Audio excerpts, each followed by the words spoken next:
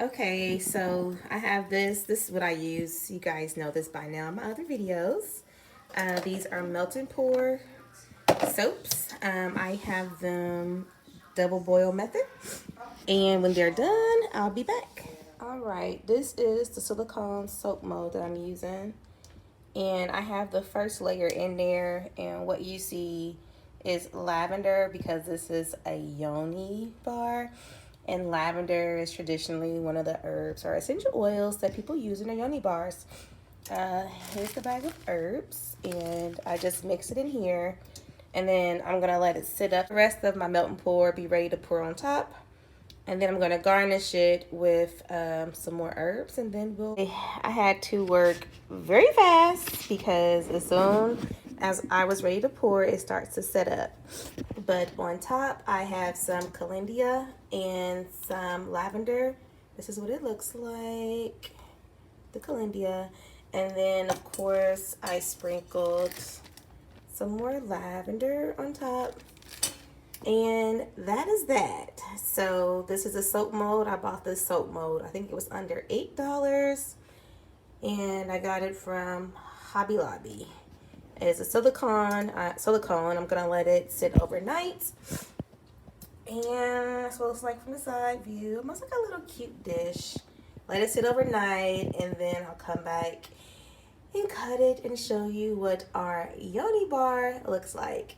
I use these herbs because traditionally when you look online, these are some of the herbs that people use for their Yoni bars, their Yoni steams, etc.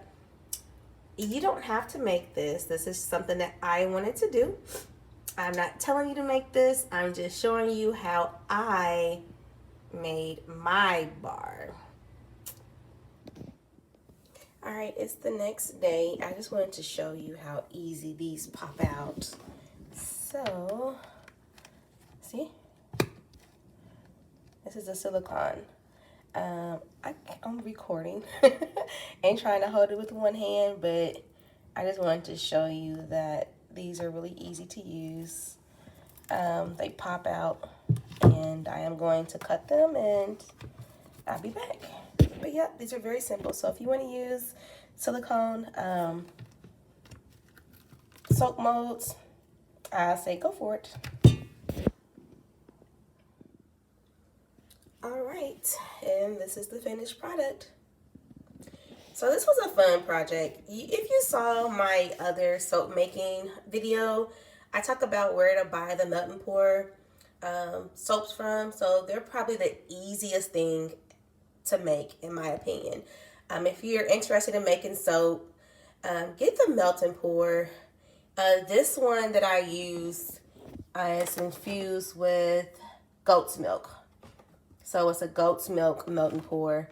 They also have shea butter and other different ones. So I do like the feel of the goat's milk. I won't use these probably just like as a hand soap because I'm sensitive to lavender. But I know that there is a high craze on Yoni products. That's why I decided to make them, because I feel like I can almost make anything. So I always like see what's popular and look it up online and get different ideas and just tweak it and make it my own. So you don't have to make these. I just like to make them and show you how I make them. So that is my disclaimer. I'm not telling you to make a Yoni bar. I'm just showing you how I made mine.